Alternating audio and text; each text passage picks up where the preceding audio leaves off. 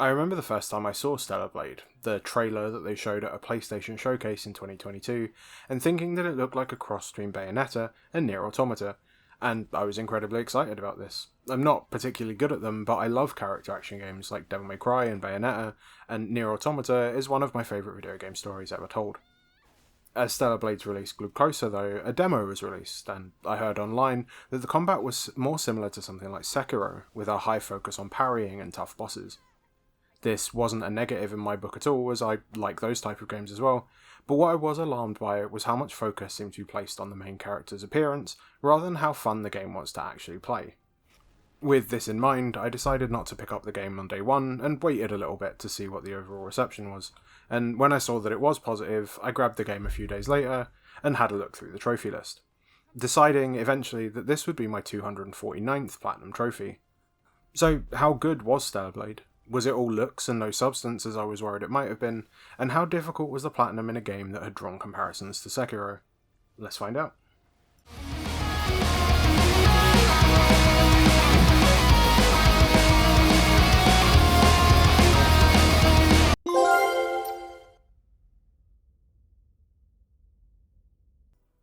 So what kind of game is Stellar Blade actually? Well, Stellar Blade is an action RPG. It's combat-focused gameplay sitting somewhere between Nier and Sekiro. You play as Eve, a woman sent to Earth to battle horrific monsters called Naytiba, and you spend the majority of the game fighting your way through these creatures. Offensively, you have many options. You have your few basic melee combos that you can do, achieved by different combinations of the light and heavy attack buttons, similar to Nier Automata's melee combat, which is good, but I was disappointed that the combat wasn't as freeform or expressive as something like Bayonetta. I know this was an expectation I had mistakenly from the trailer, but it would have been nice for the basic combat options to have been a bit more interesting. Thankfully though, you do have a range of other abilities to thread in between your basic combos in a similar fashion to something like Final Fantasy XVI. As you progress, you unlock beta skills and then later burst skills. These are activated by pressing one of the shoulder buttons with one of the face buttons. These skills are quick and fun to use, with each having different use cases, like L1 and X is a beta skill that helps you break through enemy shields, where L1 and triangle is a nice AoE skill to give you some space when you get surrounded. These skills have a cost though, with both beta and burst having their own meter that you need to manage. And these meters recharge in different ways too, which I found as a really interesting decision. The beta meter recharges as you deal and take damage, and in return offers less powerful but more consistent usage of skills. The burst meter, however, is recharged by perfect defensive actions. Defensively, you have two options, dodging and blocking. This is where Sekiro's influence comes in, where when you block at the right moment, you can do a parry, and this has multiple, pretty great benefits to it. If you manage to parry the last hit of an enemy combo, it will leave them a little bit staggered for half a second, giving you that chance to begin your counterattack, which is great. But more importantly, most enemies have a stagger bar under their health and shield bars. Every time you parry an attack, this depletes one of the little pips for it, and when this parry bar is empty, you can do a massively damaging retribution attack.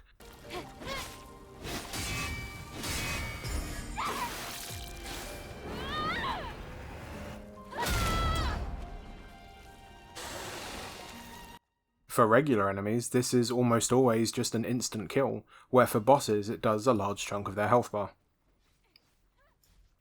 Pulling these off always feels really fun, and each enemy type is different, some having large stagger bars that make you feel like you're wearing the enemy down slowly, while others might take 2 or 3 parries before they are dead, and each of them have incredibly cool looking animations where you slice and stab into the enemy before finishing them off. Dodging has a similar mechanic. If you dodge at just the right time, the world slows down and it glows red a bit, similar to Bayonetta's Witch Time, and a few counter-attacking options become open to you if you've unlocked them. As you progress through the game, the enemies will start to throw moves at you that you have to deal with in slightly different ways, using skills that you can unlock by leveling up. If the enemy glows yellow, this signifies an unblockable move that you will need to dodge away from. If the glow is red, it's a move that can only be parried but not blocked. And other skills will give you a chance to dodge behind an enemy at the perfect moment when they glow blue, which stuns them for like 2 to 3 seconds, and another will make them glow purple. This lets you do a cool spin kick as a repulsive counter, and reveals a weak point that you can shoot with your little gun droid for some nice extra damage. All of these actions charge the burst meter I mentioned earlier, so with even the base combos being quite basic, the flow of combat does actually feel really good, switching between dodges, blocks, parries, and then launching a counter-attack using your skills. All of this looks really great too. Graphically, the game is really good, the enemy designs are great with a few exceptions, bosses all have some really cool designs and are really fun to fight, and the game introduces interesting boss mechanics all the way up to the very end of the game, which I liked. Most of the areas you visit and fight your way through are interesting and impressive visually, although there are a few that feel quite repetitive. There are 2 areas you go to, in fact, around the midpoint of the game that look and feel exactly the same. I think this is probably intentional, as they are both sealed-off research facilities with similar names, but with a few variations, it just felt like I was doing the same part of the game twice. They had the same gimmick where you can only use your gun, exactly the same boss at the end, the same enemies inside, and it felt a little bit boring to go through these parts. There are also 2 quite large, open areas that you get to go to, and I wish they felt more different from one another. One is a large brown-coloured wasteland filled with junk, and the other is a large brown desert filled with ruins and junk. If you're going for the trophies, which you probably are if you're watching this video, you'll be spending a lot of time in those areas looking for the hundreds of boxes and notes that are stashed here, and I wish they had made them more different and varied to explore. And I know they can, because some of the other areas are great. The first area you go to, called Eidos 7, is a really cool, overgrown, abandoned city that changes as you move through it. Tall, cramped streets turn into a flooded plaza, which turns into a construction site that leads to sewers. It's a full journey and experience of the city that you're in that I really enjoyed, and there are other areas like this. It's just a shame that the game swung so wildly in the quality of its locations. There is one place where the quality of the game is pretty constantly low, though, and that's the game's story and its characters. Again, this is an expectation that I put into the game myself, but when a game claims to be inspired by Nier Automata, I hope that the story will come close to exploring the same themes or emotions that the work it's inspired by does. Stellar Blade, I think, sometimes tries to reach for this, but it never gets anywhere close. And most of this is because the story did feel like an interesting idea sometimes, but it was really badly executed. The premise of the story is this. Eve is sent to Earth as part of an army to retake Earth from the Natiba, a monstrous race of creatures that have been at war with humanity and forced the humans to abandon Earth. After landing on Earth, though, Eve finds herself as the only survivor of the attack force and is rescued by a man named Adam, who reveals to her that somewhere on Earth is a city of survivors called Zion, led by a man named Orkul, who will help her find the Elder Natiba. And if she kills this elder, they can win the war. Honestly, I didn't find this to be a bad premise at all, even if it does take some of its Matrix-inspired names a bit too far, and it felt like the same premise of Nier Automata, so I was on board pretty quickly. But the issue is with the characters. They don't sell the story, there's no emotion to it, even when characters die. It felt like the actors have been told just to read their lines without any context. Honestly, I couldn't even really tell you what Eve's personality was beyond I have a job and it's to save Earth and help people. This is venturing into spoiler territory, but when the game tries to raise questions about the mission and what it all means, and the characters barely react, it really is off-putting. Their answers are always, we still don't know enough, or it doesn't matter. In most games in this genre where you play as a set character, the ones that really stand out are the ones that have a personality that is meant to carry the game's story along with them.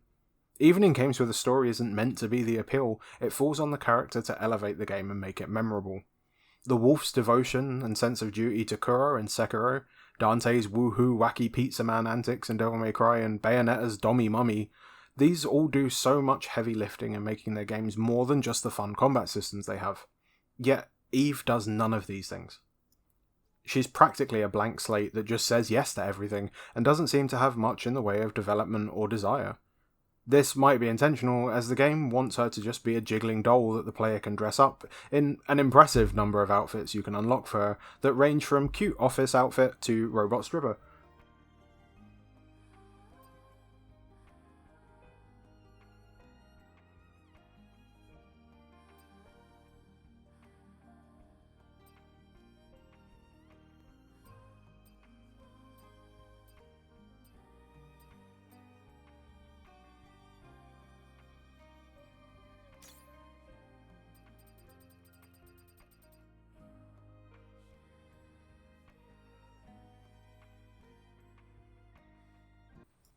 This is overall why I found Stellar Blade to be a bit disappointing.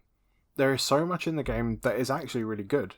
There are some environmental puzzles that are really cool, and the way the game mixes these up so they never become boring is really great. But most of these are hidden in large, samey looking areas where you have to go looking for them. There are the bones of a somewhat decent story here, and sometimes they do reveal themselves, but most of the time they are hidden under stilted dialogue and emotionless delivery, and despite me having a great time with the combat in the game, my overall feeling of Stellar Blade is that it just doesn't do enough to make itself stand out. Thankfully, the trophy list for Stellar Blade isn't so bad. It took me around 50 hours, and it requires 2 playthroughs if you can do some save backup shenanigans. There are 3 endings to Stellar Blade, each with their own trophy, and 2 of them depend on how much side questing you have done, so they can't be earned on the same playthrough. Without spoilers, at the end of the game you are given a choice, with each choice leading to a different ending and a different boss fight. You get to choose to accept or reject this choice. Rejecting it leads to one ending, while accepting it will lead to one of 2 endings depending on the character Lily's affinity. As you play through the game and complete different side quests, every so often a bar will appear in the top left of the screen with Lily's face on it. If this bar reaches 100%, you will unlock an extra area of the game to travel to called IDOS 9 near the end of the game. You have to get this bar to 100% before heading to Spire 4, which is around 80% through the game, and the point of no return. Adam will say something to this effect to you before you leave as an extra warning, so make sure you've done all the side quests. The ending you receive when you accept the final choice will differ depending on whether you went to IDOS 9 or not. Other than the 3 ending trophies and the trophies for each unique boss, Stellar Blade is mostly a collectathon. There are over 600 things to collect in this game, spread out across various different types of collectible. Thankfully, you don't need to find all of them, just most of them. The majority of these are found in the crates you find dotted around the world, and you need to open at least 200 of these for the Box Hunter trophy anyway. You need 30 out of 37 outfits for Eve for Nanosuit Collector, and like I said, most of these are in the crates, but some can be bought from vendors or as side quest rewards. You also need to find at least 200 Memi Sticks for the Records Collector trophy. These are from random bodies that are pretty much everywhere. There are 321 of these in total, so you are allowed to miss quite a few. However, some of them have passcodes on that you will need for opening doors or crates for story reasons or for treasure. There are also 49 cans of drink that you will need to collect for Can Collector.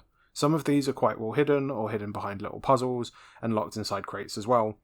As a bonus, these all offer useful rewards as you reach certain collection thresholds, like carrying more bombs or revival items, and the last one being one of the outfits that you need.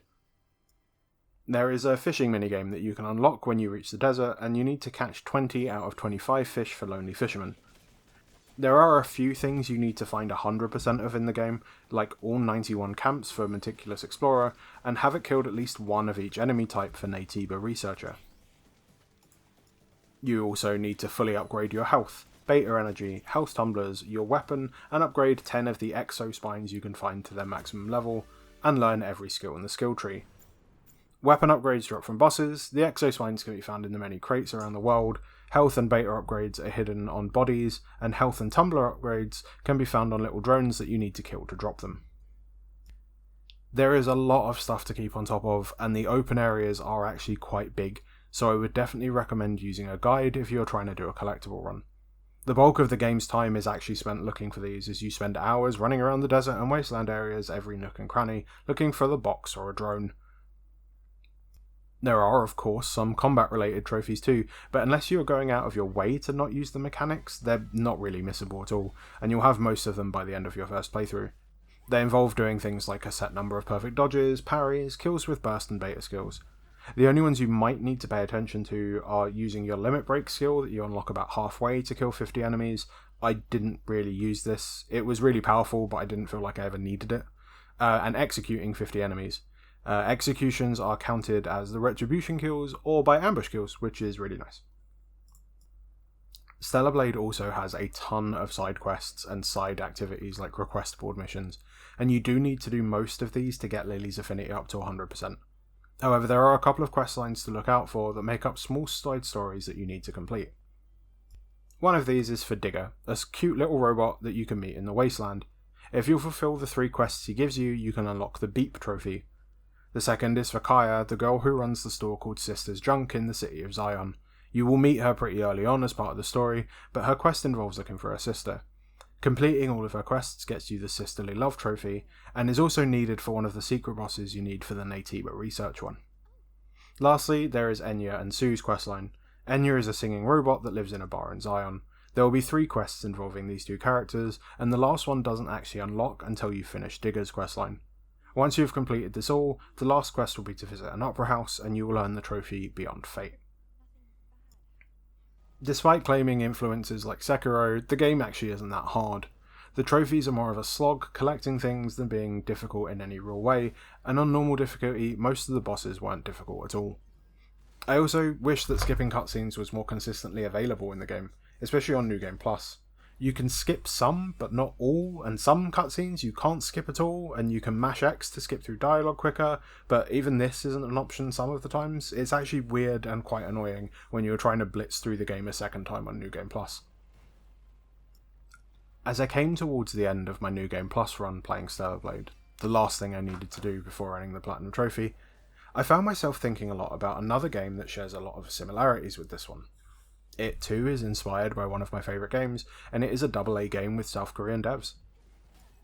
The Lies of P takes its inspiration and runs with it, doing its own thing, improving and changing until it was something all its own, and I loved that. It felt like The Lies of P understood what made Bloodborne and the Souls genre as a whole so great, and wrote a love letter to it. With Stellar Blade, I honestly feel like they didn't understand why people rave about Nier so much. It isn't just because of 2B's arse or Kainer's outfit, although these things don't hurt. It's because of the questions it asks you in a way that only a game can, asking you to examine your actions and recontextualizing the things that the characters thought they knew. Stellar Blade tries to do the same thing in its story almost beat for beat, but because of the way that it's delivered with its flat characters and bad dialogue, it loses so much impact because it doesn't make you believe that Eve, Adam or Lily actually care about what's going on, so why should the player? I think Stellar Blade is probably worth a shot, maybe at a cheaper price. The gameplay is good and it looks fantastic, but it just wasn't all that I wanted it to be, and it's a shame because there are hints of something great just underneath the surface.